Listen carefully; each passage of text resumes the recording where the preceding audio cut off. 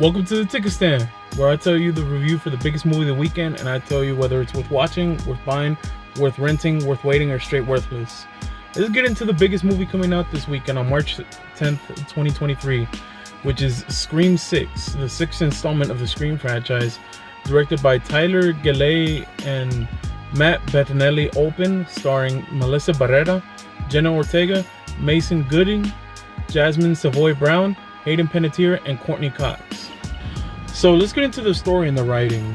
The story revolves around Sam and Tara Carpenter, as well as the nephews of Randy Meek, Chad and Mindy Meek, all take in New York. Some of them are there for college, and the others are there for therapy, especially after the events of the fifth film. And essentially, the murders start happening again, and they're now trying to find out who's the one trying to kill them and why it's happening, especially.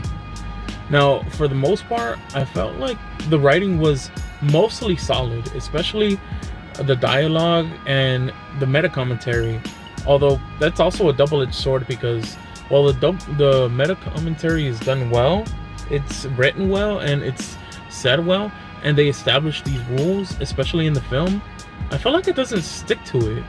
And I'd say that's one of the weaker aspects for it. And I felt like there was a lot of plot armor, especially in this film. And I would get into that, but that would be going into spoilers. And that's not something I want to do, especially for films like these, where the spoilers are heavy, and to get into them would be a disservice to the people wanting to watch these films. So as far as I can say, I'd give it its 1 out of 2. There are good things about this script and the story, especially bringing back certain characters from the previous entries. It doesn't bring back a lot of the people, but the ones it does bring back, I felt like there was either little relevancy or a lot of relevancy to bringing back these characters. I felt like it wasn't done well, especially considering the previous entries in the franchise. So yeah, I'd give it a 1 out of 2. But yeah, a story ain't good without its characters, so let's get into that. As far as the characters and the actors, I felt like this was done very well, especially a lot of the returning cast, like Sam Carpenter's character, Tara Carpenter's character, the nephews, and Gale Weathers and Kirby coming back from the fourth film. I felt like they were written well to where you care about these characters, whether they live or die. You become enamored with their characters, especially seeing what they're going through and seeing how they're gonna make it out alive from this situation, and certain characters that you're thinking, hey, something's not right about this character.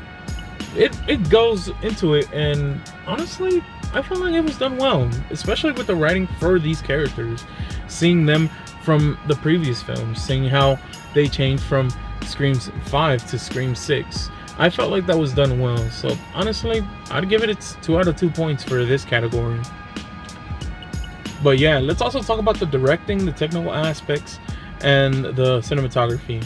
The directing was done really well in this film, especially the kill scenes and using its setting of New York very effectively, especially from people who are from New York. I feel like those people can tell you, hey, this is a lot relatable. And seeing how they use those aspects of their setting, I felt like it was done very effective. As far as the kills, this is some of the most violent and bloody kills we've seen in the Scream franchise since the fourth film, and I felt like it was done very well, especially a lot of the bloody aspects in the film. And they're very creative with their kills as well. It isn't just stabbing. They actually do implement different types of deaths, and that's something that I felt like they definitely reached in their bag as far as creativity for the film, from using their settings and their deaths. So I definitely give their props for the directing, especially their effects too. And as far as cinematography, it's New York. It's a given that there's going to be some beautiful shots and scenery and everything. So as far as that, I give it its 2 out of 2 points as well. So let's get into the genre aspect of the film. For the horror franchise, I definitely thought it did it well. I definitely saw the aspects of horror that it implemented well, especially in the past Scream films. It definitely didn't lose a beat in that. And that's one of the things I could say is positive about how it implements its genre. However, when it comes to the franchise of the Scream films, I felt like it took a bit of a step back. With the exception of the beginning and the end of the film, I'd say it took a step back on how it incorporated its meta aspects of the film. Like, it explains the rules of how, oh, this is a franchise now, and it talks about certain rules about the film. And as much as it went deep inside those rules, the film itself didn't go deep inside those rules. Like, it didn't follow its own rules that I thought it was going to get into. Now, I thought that was just expectations, but when the film establishes it on its own, I felt like it could have done better with that. And that's one of the things that has me worried about the Scream franchise moving forward, that they're not gonna take those steps that they took in the past for its meta aspects to go deep into the plot and the characters, something that I thought the fifth film did well. So as far as the genre aspect of the film, I gotta give it 1 out of 2.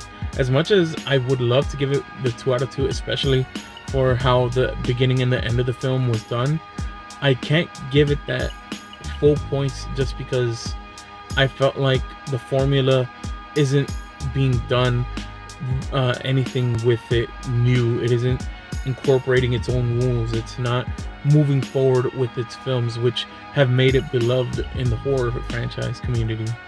So yeah, I'm giving it a 1 out of 2. But yeah, as far as the enjoyment in the film, I enjoyed it a lot. I definitely enjoyed a lot of the characters. I enjoyed the kills. I enjoyed the scenery.